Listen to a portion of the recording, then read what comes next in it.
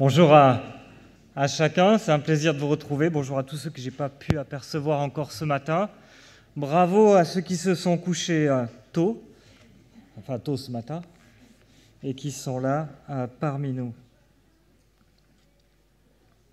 Nous continuons notre parcours dans le livre des Actes, et nous sommes aujourd'hui au chapitre 5, page 710, si vous êtes dans la même version que moi. À la fin de l'évangile de Luc, nous avons vu le mandat missionnaire qui est donné par Jésus à ses disciples. Il leur dit que le Saint-Esprit va venir pour les assister, pour que le pardon des péchés et la repentance soient prêchés.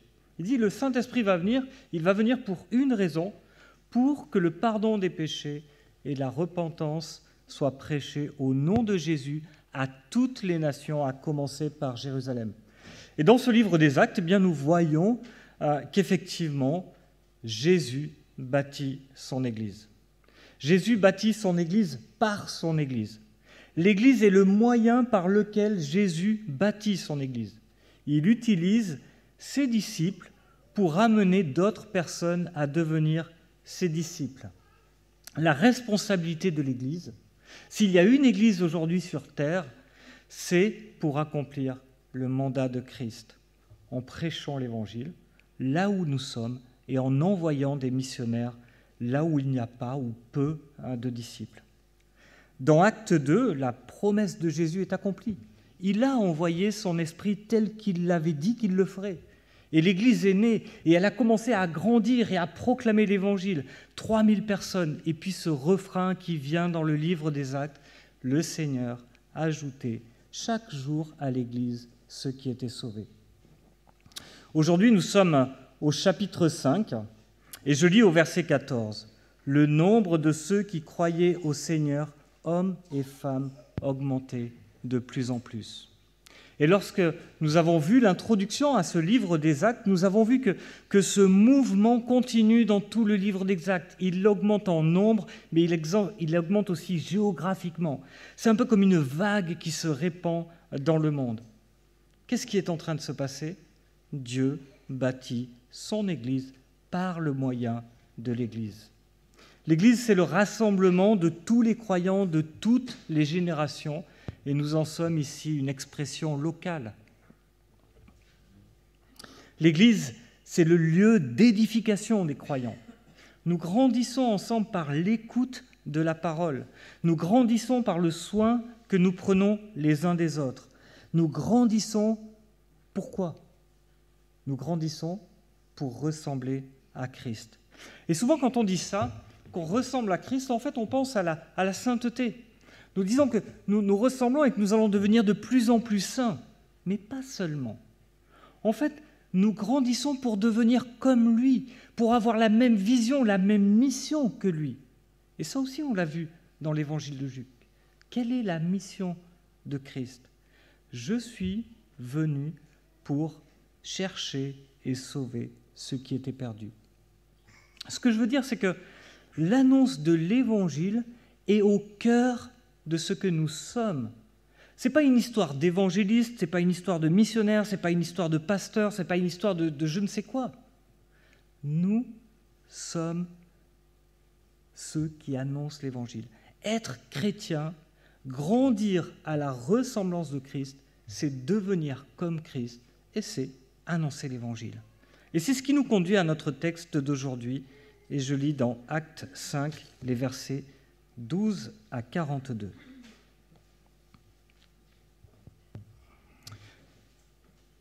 Beaucoup de signes miraculeux et de prodiges se faisaient au milieu du peuple par l'intermédiaire des apôtres.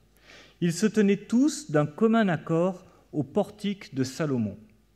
Le portique de Salomon, c'est un peu la cour extérieure du temple, c'est là où enseignait Jésus, c'est là où tout le monde se retrouvait. Personne d'autre n'osait se joindre à eux, mais le peuple les tenait en grande estime. Le nombre de ceux qui croyaient au Seigneur, hommes et femmes, augmentait de plus en plus.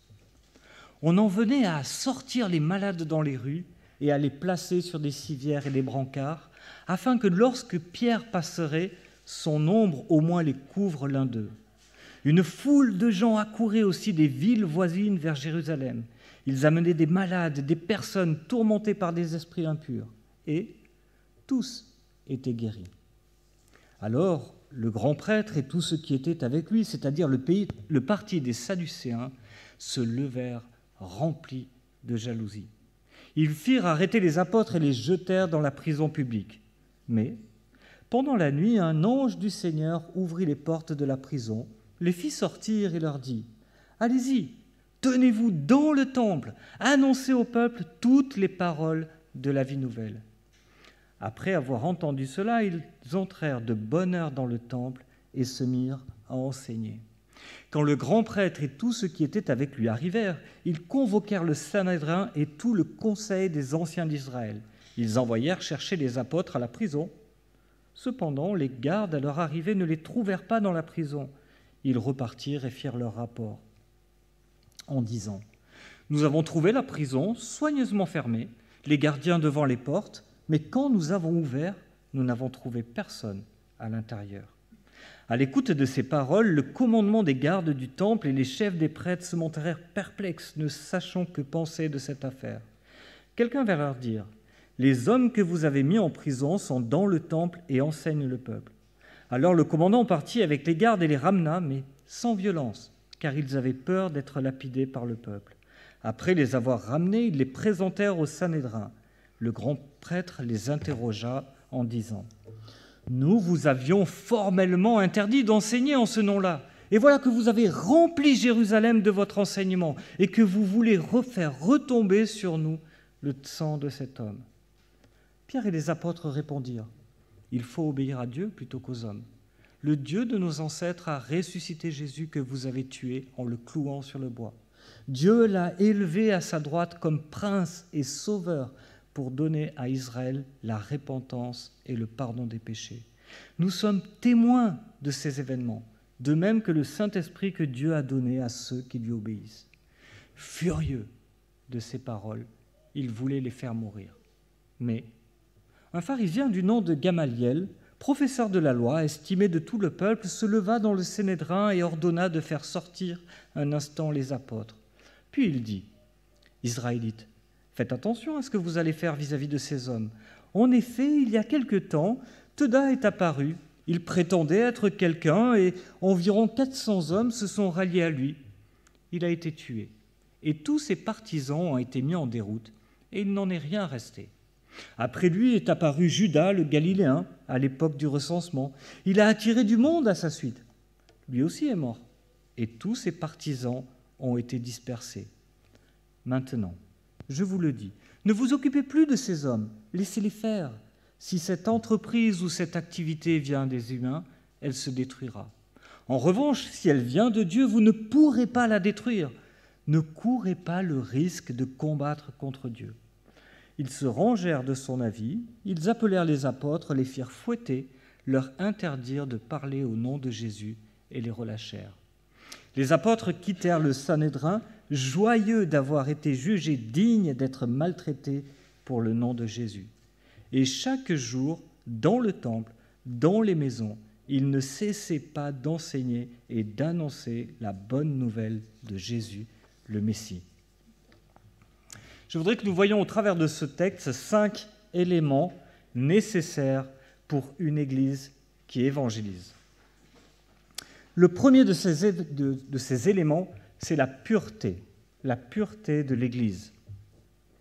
Si nous désirons impacter la vie de ceux qui nous entourent, nous devons rechercher la pureté. C'est compliqué d'annoncer que Christ a transformé nos cœurs, nos vies pour faire de nous un peuple saint, tout en marchant et en acceptant le péché parmi nous. Je ne sais pas si vous avez entendu le rapport Sauvé. 216 000 victimes d'abus sexuels dans l'Église. 330 000 si on compte les victimes de laïcs qui travaillent dans les institutions de l'Église, comme le catéchisme, les aumôneries, etc. Ça donne le tournis. Mais surtout, ce que j'ai entendu dire de ce rapport, régulièrement, à la radio, de partout, c'est ça, les chrétiens. C'est ça, les chrétiens. Ce sont ces gens-là qui nous donnent des leçons de morale.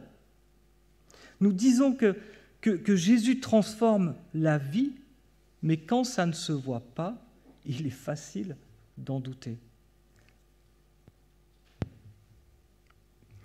Dans le début du chapitre 5, Dieu lui-même purifie son Église.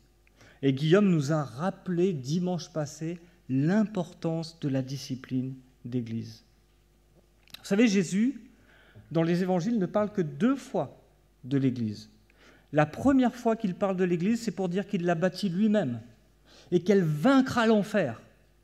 La deuxième fois, c'est pour en parler de la discipline nécessaire dans l'Église. Quelquefois, nous avons peur que cette discipline crée le rejet de l'Église. Mais regardez, au verset 12, les apôtres se tiennent au portique de Salomon. Il y a encore des miracles, des prodiges, le peuple assiste à cela. Mais regardez le verset 13. Personne d'autre, entendez les non-croyants, n'osait se joindre à eux. Mais le peuple les tenait en grande estime. Ça sonne un peu bizarrement en fait. Dans le contexte, nous comprenons qu'ils sont tenus en grande estime à cause de ce que l'Évangile produit au travers d'eux. Vous vous souvenez, ils n'étaient qu'un seul cœur, qu'une seule âme. Il n'y avait aucun indigent parmi eux. Ils les tiennent en estime lorsqu'ils voient les miracles produits par les apôtres. Et en même temps, ils apprennent la crainte de Dieu. Ce qui s'est passé dans l'Église avec Anania et Saphira n'est pas passé inaperçu. Le Dieu que nous annonçons, ce n'est pas le Père Noël. Vous savez, le Père Noël, c'est ce monsieur qui est habillé en rouge.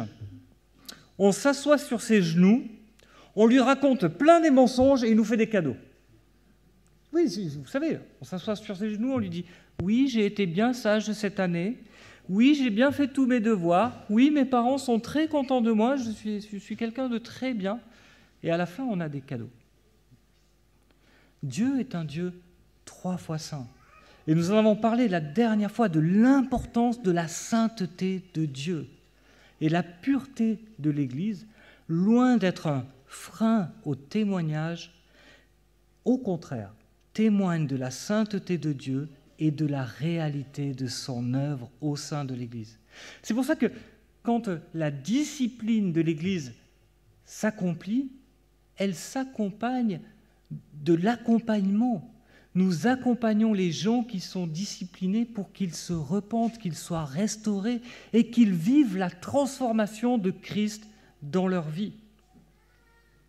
Regardez le verset suivant. Le nombre de ceux qui croyaient au Seigneur, hommes et femmes, augmentait de plus en plus. Annoncer l'Évangile ne veut pas dire rendre l'Église accessible sans exigence. Entendez-moi, ces locaux sont ouverts à tous, absolument à tous. Nos cultes, nos différents événements sont ouverts à tout le monde, croyants, non-croyants, mais pas l'Église. Ces locaux ne sont pas l'Église. L'Église, c'est le rassemblement des croyants qui voient leur vie transformée par la puissance de Christ. Christ vit en nous et nous transforme, nous fait cheminer. Bien sûr, nous sommes en chemin. Bien sûr, je suis en chemin. Bien sûr, je pêche et je me repens. Et ça, c'est l'œuvre de Christ en moi. C'est l'œuvre de Christ en vous. Ce qui rend notre témoignage crédible, c'est une vie transformée. Et c'est ce que nous recherchons par la discipline dans l'Église. Premier point, la pureté. Deuxième point, la puissance. Ce texte a commencé avec des miracles, des prodiges. Regardez au verset 15, 16, il y a de plus en plus de miracles. Imaginez cette scène où on a l'impression qu'on ramène tous les malades qu'on va pouvoir trouver des villes environ, on les met sur des brancards s'ils ne peuvent pas venir tout seuls, et on les amène là. C'est une scène qui n'est jamais vue, ni au temps de Moïse, ni au temps d'Élie, ni au temps d'Élisée, ni même au temps de Jésus. On ne voit jamais cela. Jamais on voit une foule telle de personnes guéries. Jamais on ne voit quelque chose d'aussi extraordinaire. Tous étaient guéris. Vous vous souvenez de cette femme qui perdait du sang et qui a dû toucher Jésus, qui s'est exclamé « Une puissance est sortie de moi ». Mais ici, on essaye juste que les malades soient là où Pierre passe pour que son ombre les couvre. Alors le texte ne dit pas que ces personnes étaient effectivement guéries dans le fait de passer sous l'ombre de Pierre. Mais elle nous dit qu'il y avait une telle démonstration de puissance que les gens croyaient que juste passer dans l'ombre de Pierre pourrait guérir. Quand est-ce que cela se produit ? Eh bien, juste après que les apôtres aient reçu l'interdiction absolue de témoigner au nom de Jésus. Mais le verset 12 précise que c'est bien de leurs mains que venaient tous ces prodiges. Alors, je ne vais pas revenir sur tout ce qu'a dit Matthieu sur les miracles. C'était vraiment très complet et je vous encourage, si vous ne l'avez pas entendu, de revenir. Sa prédication sur Acte 3 est disponible sur YouTube, Spotify, Google Podcast, etc. Vous pouvez la trouver sans aucun souci. Juste une chose, ce n'est pas l'Église qui fait des miracles, mais les apôtres qui ont reçu cette autorité de Jésus lui-même. Ces miracles validaient leur prédication de l'Évangile. Et comme cette prédication de l'Évangile a été validée puis déposée par écrit dans le Nouveau Testament, nous pouvons à notre tour prêcher le même Évangile sur le même fondement. Aujourd'hui encore, nous l'avons vu lors du culte pour l'Église, de l'Église persécutée, quand la parole de Dieu n'est pas là, Dieu se manifeste assez fréquemment par des miracles. Il est vrai que nous ne retrouvons pas l'intensité du début des livres des Actes, mais en fait, nous ne la retrouvons pas non plus à la fin du livre des Actes. Regardez, à la fin du livre des Actes, Paul laisse des malades derrière lui. L'intensité n'est plus la même.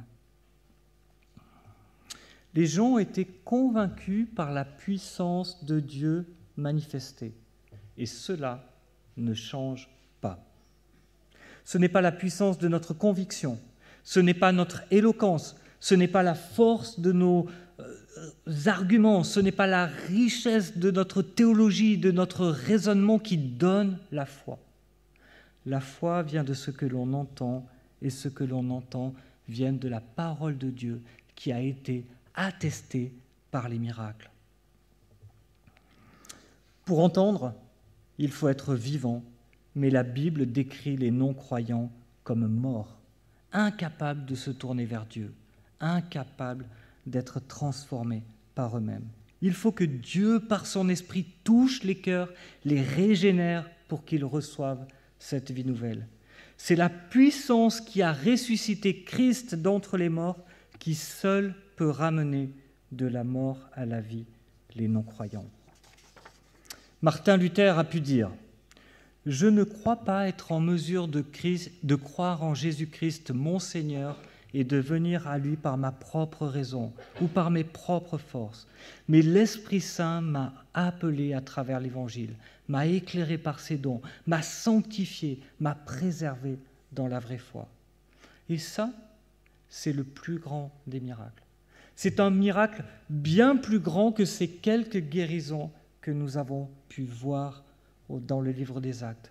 C'est un miracle plus grand parce que même lorsque Pierre ou Paul ressuscitent quelqu'un, ce n'est que temporel. Tous ces gens-là sont morts. Mais lorsque la puissance qui a ressuscité Christ touche des vies, c'est une résurrection pour l'éternité. Nous assistons aujourd'hui encore dans l'Église à des miracles encore plus grands. Et hier encore, Matthieu témoignait du fait qu'il avait vu Quentin revenir à la vie. Détenir en nous cette puissance est un encouragement parce que ça met le poids du salut sur les bonnes épaules, pas les nôtres, celles de Christ, celui qui est venu pour chercher, sauver ceux qui étaient perdus. Nous ne sommes que ses représentants et lui sauve par son esprit. La puissance nécessaire pour sauver. Troisième point, la persécution. Elle vient très rapidement dans notre texte. Au verset 17, le grand prêtre, les Sadducéens font arrêter les apôtres et les jette en prison. Leur motivation, c'est la jalousie. Les Sadducéens collaboraient avec Rome afin de pouvoir garder leur pouvoir sur le peuple. Mais le peuple se détourne d'eux pour suivre les apôtres. Et ce n'est pas juste une ou deux personnes, ça ne passe pas inaperçu. La foule se détourne d'eux et ils sont furieux. Mais au verset 19, un ange du Seigneur vient ouvrir la porte de la prison. Alors c'est assez ironique parce que les Sadducéens ne croyaient pas aux anges. Mais l'ange ne fait pas que les libérer, il les encourage à continuer. Allez-y, tenez-vous dans le temple, annoncez au peuple toutes les paroles de la vie nouvelle. Alors, les Sadducéens ne croyaient pas non plus à la résurrection, mais l'ange les encourage à parler de cette résurrection. Ils se sont fait arrêter à l'extérieur, au portique de Salomon, mais l'ange les encourage à annoncer à l'intérieur même du temple. Regardez au verset 21. Qu'est-ce qu'ils font ? De bonheur. De bonheur, ils entrent dans le temple, ils prêchent l'évangile. Alors le Sanhédrin est convoqué pour les juger, et les gardiens ne les trouvent pas. Pourtant, les portes sont fermées, pourtant, les gardiens sont bien à leur place, et en fait, on a à la fois le surnaturel de ce qui vient de se passer, mais aussi le calme. L'ange a ouvert, il a refermé les portes. Ils sont sortis sans même déranger un seul des gardes. Ce n'est pas un récit d'évasion, hein. Il n'y a pas d'hélicoptère qui survole la prison. Je crois que c'est comme ça que moi j'aimerais que ça se passe. Rien. Les chefs dits prêtres n'y comprennent rien. Imaginez leur surprise quand on leur dit « Les hommes que vous cherchez, ils sont dans le temple.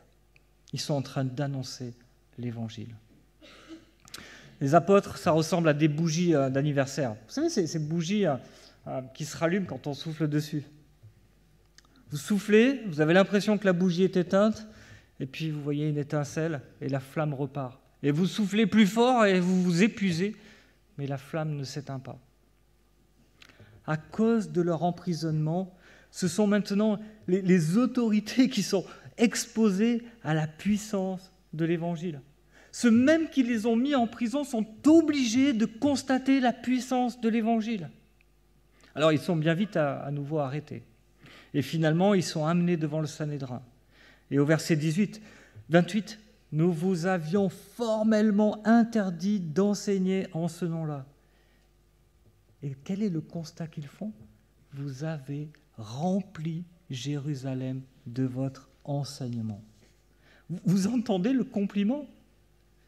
Vous avez rempli Jérusalem de l'Évangile. Est-ce que nous entendons, nous, la mission, remplir le pays de Montbéliard de l'Évangile, alors qu'à eux, on leur a demandé de ne pas le faire. Lorsque la foi est exposée au grand jour, elle suscite la persécution. Alors nous sommes assez protégés en France, nous ne risquons pas la prison, mais nous n'échapperons pas au mépris, à l'animosité. La persécution se déplace avec l'expansion de l'Évangile. Et le fait que nous n'ayons pas de persécution représente aussi le fait que l'Église ne dérange plus. D'une part parce qu'il est vrai que la culture ambiante s'est christianisée et parce que le message de l'Évangile n'est plus tant en décalage qu'il pouvait l'être à l'époque, il n'est plus aussi subversif, comme le disait Matthieu hier. Nous sommes dans une culture judéo-chrétienne où la plupart des principes dont nous parlons sont assez acceptés. Mais si on prend des sujets comme, en ce moment, l'accueil de l'étranger, la sexualité, le mariage, l'identité, nous constatons que, à nouveau, notre message devient de plus en plus en décalage avec le monde qui nous entoure. Et nous nous rendons compte qu'une forme de persécution est aussi en train d'arriver. Il y a quelque temps, j'ai reçu un mail qui nous recommandait d'être prudents quand nous abordons des sujets tels que l'avortement ou l'homosexualité au sein de l'Église. Attention, vous ne pouvez pas dire n'importe quoi, faites attention à la manière dont vous le dites. À ce sujet, c'est une parenthèse, si vous connaissez des personnes qui sont concernées de près ou de loin par l'avortement, j'ai dans le coffre toute une série de livres que je vous offre avec plaisir. Ça s'appelle « Si je pouvais parler, lettres d'un enfant à naître ». Et il aborde d'une façon très accessible ce sujet. Je vous les donne vraiment avec joie. Donc voilà, c'est une parenthèse. Si jamais vous connaissez quelqu'un qui pourrait être concerné de près ou de loin, n'hésitez pas à venir me voir et je vous donne ces livres gratuitement avec grand plaisir. Je reviens. Quel est le principe que nous voyons ici? Dieu va-t-il protéger l'Église de toute persécution? Non. Mais la vie éternelle est plus importante que la vie terrestre. Est-ce que nous le croyons? Est-ce que nous croyons que la vie éternelle est plus importante que la vie terrestre? Et je dois dire que pour ma part, c'est souvent moins concret. La vie terrestre est concrète et elle se rappelle à moi tous les jours. La vie éternelle est quelquefois moins concrète. Nous voyons aussi que Dieu est parfaitement au contrôle de la situation, dans un contrôle tranquille, calme, un peu à l'image de ce que nous avons vu quand nous avons étudié ces textes d'Apocalypse 4 et 5. Dieu règne d'une manière paisible, il voit tout, il sait tout, il accompagne son Église dans sa mission. Il nous accompagne de sa présence lorsque nous portons l'Évangile autour de nous. Il nous encourage, non, il nous ordonne de le faire malgré la persécution. Troisième point, je crois, la persévérance. Quatrième. Allez, je vais vachement plus vite. Il y en a qui suivent, c'est excellent. Quatrième point, la persévérance. À partir du verset 29, nous découvrons cette persévérance des apôtres. Il faut obéir à Dieu plutôt qu'aux hommes. Alors, je ne vais pas parler à partir de ce texte du masque, du vaccin ou du pass sanitaire. Pourquoi? Pas parce que ce ne sont pas des sujets importants, mais parce que ce texte nous parle de choses encore plus importantes. Ce sont des sujets qui nous parlent de notre vie ici-bas, alors que ici, l'enjeu, c'est la vie éternelle. Peut-être que si je prêchais sur Romains 13, où Paul nous enseigne de manière très claire que nous devons obéir à nos autorités et que toute autorité vient de Dieu, que toute autorité a été établie par Dieu lui-même et que de résister aux autorités, c'est résister à Dieu, peut-être que je parlerai de ces sujets-là, parce que Dieu aborde l'obéissance aux autorités sous un angle pratique. Ce n'est pas du tout ce qu'est en train de faire Pierre, là. Il n'est pas en train de dire dans la vie, je dois choisir, est-ce que Dieu il a dit vraiment ça, etc. Non, c'est clair, net et précis. Jusqu'à ce que les autorités nous demandent de faire quelque chose d'interdit par Dieu ou qu'elles nous interdisent de faire ce que Dieu nous demande, nous obéissons aux autorités. Dans sa parole, Dieu demande de manière explicite, claire, nette, que son Église annonce l'Évangile. Et dans ce cadre, il vaut mieux obéir à Dieu qu'aux hommes. Et moi, je suis frappé quand j'entends le témoignage de l'Église persécutée. Des gens qui risquent leur vie et qui disent « Non, nous continuerons à dire ce que nous croyons. Nous ne renoncerons pas à notre foi et nous ne renoncerons pas à annoncer pour notre foi. » Comment est-ce que vous pouvez prier pour nous? Priez pour que notre foi ne défaille pas et que nous continuions à annoncer notre foi. Vous voyez ce que je veux dire? Paul est en train de dire qu'il faut obéir à Dieu plutôt qu'aux hommes. Mais pas pour n'importe quoi. Pas pour n'importe quoi. Pour les choses que Dieu nous demande de manière explicite. C'est ce que Pierre veut que le Sanhédrin comprenne. Ce que Dieu veut que nous comprenions, c'est l'importance, l'urgence de l'annonce de l'Évangile. Je viens de recevoir un livre, s'appelle « Une vie consacrée, une nation transformée » de James Gibbel, qui est un exemple de persévérance missionnaire. Il lui raconte notamment qu'il lui a fallu 3 ans de démarches administratives pour avoir les autorisations qui lui permettaient de traverser tous les pays, qui lui permettaient de rejoindre le territoire d'Ubangui-Chari, qui était un territoire français en Afrique centrale entre 1903 et 1958. Et lorsqu'ils arrivent sur place, ils n'ont toujours pas l'autorisation d'entrer parce que suite à la guerre, le contrôle de cette région est passé de l'Allemagne à la France. Et il se heurte à tout un tas de complications, et voici son témoignage. Rien ne doit nous empêcher d'obéir au mandat missionnaire du Seigneur ressuscité, qui est avec nous pour mener la campagne à bien. Cependant, nous devons aussi, comme nous l'enseigne le même Seigneur, marcher avec soin, obéissance devant lui, en ce qui concerne les gouvernements de ce monde. Attendre, dans la confiance, dans la dépendance de lui, qu'il conduise ces mêmes puissances à accomplir sa volonté. Il dit deux choses. La mission ne peut pas s'arrêter parce que c'est trop important. Mais tant que nous pourrons le faire, tant que nous pourrons obéir aux autorités, nous le ferons, priant Dieu pour qu'il les conduise dans son chemin. Et donc, 5e point, la providence. 5e point, la providence. Qu'est-ce que c'est que la providence de Dieu ? La providence de Dieu, c'est le contrôle de Dieu sur toutes les circonstances de nos vies.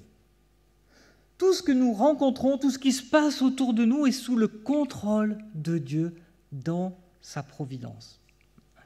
Nous avons vu que Pierre et les apôtres sont devant le Sanhédrin qui est réuni pour les juger. Et on imagine que ce conseil qui a condamné Jésus à mort n'a pas de raison d'être beaucoup plus tendre avec ceux qui font encore plus de bruit que Jésus. Pierre a même eu l'audace de prêcher l'Évangile devant eux. Ils sont en dehors du temple, ils leur disent de se taire, ils vont dans le temple et ils annoncent l'Évangile. Ils se retrouvent devant eux, ils leur disent de se taire, ils prêchent l'Évangile. Et il leur dit, si, c'est bien vous qui avez crucifié Jésus. On imagine que la fureur du départ n'est pas en train de baisser. Et au verset 33, ils sont furieux. Ils veulent les faire mourir. Qu'est-ce qui pourrait bien empêcher ces gens-là de le faire mourir là, maintenant ? Mais il y a un mais au verset 34, un pharisien. Alors pas n'importe lequel, c'est Gamaliel, professeur de la loi, estimé du peuple. Et il se lève. En fait, ce qu'il faut comprendre, c'est que le Sanhédrin, donc cette cour suprême, était composé de sadducéens, et notamment les grands prêtres étaient sadducéens, mais un certain nombre de personnes de cette cour étaient aussi des pharisiens. Et les pharisiens et les sadducéens composaient cette cour tout en ne s'entendant pas vraiment. Par exemple, les pharisiens croyaient à la résurrection, aux anges, etc., mais pas les sadducéens. Mais en plus, il y avait une autre différence, une différence peut-être plus politique. Les sadducéens étaient pour le pouvoir de Rome, ou en tout cas, ils s'en arrangeaient parce que Rome leur permettait de continuer leur petit business avec le temple. Et donc, ils ne voulaient pas froisser Rome. Les pharisiens, eux, étaient des enseignants, et ils avaient l'approbation du peuple. Ils étaient considérés par le peuple. Donc, vous voyez, il y a une petite tension entre deux pouvoirs qui sont là. Les sadducéens qui ont l'aval de Rome et les pharisiens qui ont l'aval du peuple. Et c'est pour ça qu'il nous précise que Gamaliel était un de ces pharisiens qui étaient estimés du peuple. C'est pour ça que Gamaliel peut se lever, il peut faire sortir les apôtres et il peut parler au conseil. Il a le peuple derrière lui. Alors, ils sont coincés. On va être obligé de l'écouter. Ils veulent faire mourir les apôtres, mais il faut bien qu'ils écoutent cet homme qui va instiller le doute. Réfléchissez bien avant d'agir. Alors il va leur parler d'un homme, Thédus. On ne sait pas trop qui c'est. Il nous dit que c'est un homme qui a monté un groupe, peut-être un de ces fameux messies. Il y avait pas mal de messies qui s'autoproclamaient messies, qui disaient « moi je suis le messie », qui réussissaient à réunir une petite cohorte derrière eux, des sectes de l'époque. ou peut-être un chef de groupe rebelle contre les Romains. Quoi qu'il en soit, il semble que son affaire ait eu un petit succès. 400 hommes se sont joints à lui. Et puis il a été tué. Et puis ça a été fini. Et puis il prend un deuxième exemple. Judas, le Galiléen, même business, même histoire, il a été tué et ça a été fini. Et il dit que, donc, si comme pour ces hommes, c'est juste une entreprise humaine, cela finira de la même façon, ça ne durera pas. Mais il y a un deuxième mais. Au verset 39. Si cela vient de Dieu, vous ne pourrez pas la détruire, ne courez pas le risque de combattre contre Dieu. Est-ce que c'est vrai? Sérieusement, est-ce que c'est vrai? Non. Attention, hein, parce que j'ai très souvent entendu cet argument. Si ça vient de Dieu, ça durera, c'est écrit dans la Bible. Non, ce n'est pas du tout vrai. C'est une parole de Gamaliel que la Bible nous rapporte. Mais il y a bien de choses qui ne sont pas de Dieu et qui perdurent. Est-ce que l'islam est de Dieu? Est-ce que l'hindouisme vient de Dieu? Dans le domaine des religions et des sectes, la liste est longue de choses qui ne viennent pas de Dieu et qui perdurent, qui prospèrent. Ne citons pas ce verset en disant « je l'ai lu dans la Bible, ça vient de Dieu, ça va durer ». Ok, c'est juste un pharisien qui l'a dit et la Bible nous rapporte ce qu'il a dit. Ils ont dit des choses bien plus énormes sur Jésus et sur Dieu, les pharisiens. Est-ce que nous devons aussi les écouter? Quand ils ont dit que Jésus n'était pas le Fils de Dieu?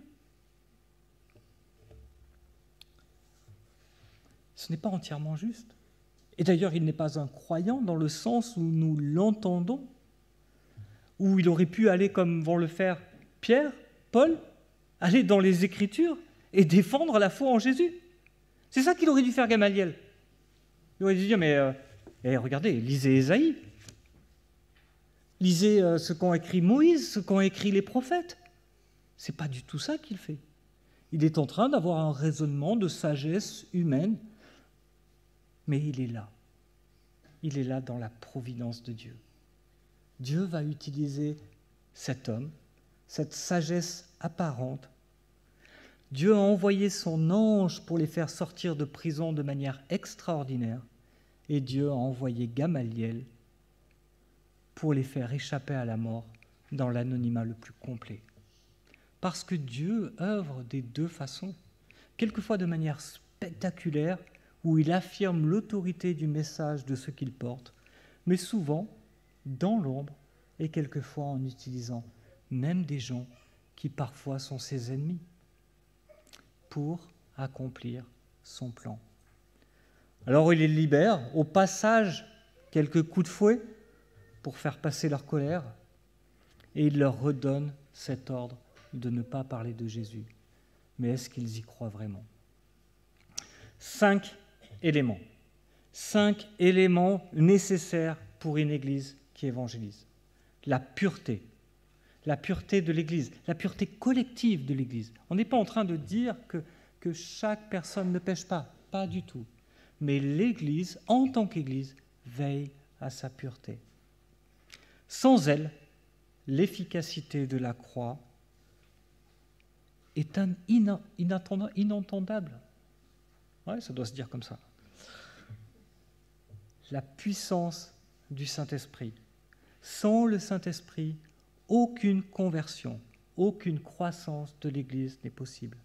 La persécution à laquelle nous devons nous attendre, sachant que Dieu est au contrôle.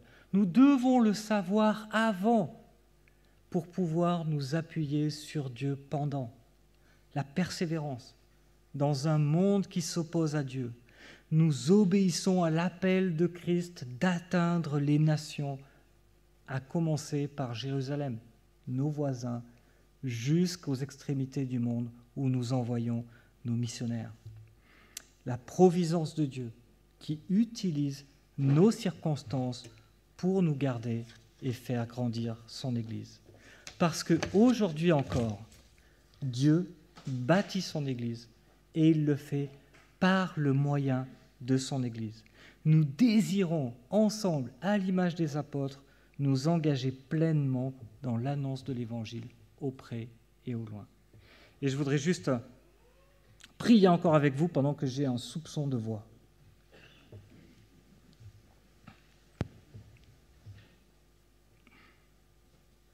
Notre Dieu, merci parce que nous voyons que ce texte repose entièrement sur la réalisation de ta promesse. Parce que tu avais dit que tu enverrais le Saint-Esprit, parce que tu l'as fait, ton Église grandit. Merci Seigneur. Merci Seigneur de aujourd'hui encore nous équiper par ton Esprit, par ta parole qui le nourrit, pour nous équiper et nous rendre capables d'annoncer ton Évangile. Merci de nous aider ensemble à veiller les uns sur les autres, à veiller sur la pureté de l'Église.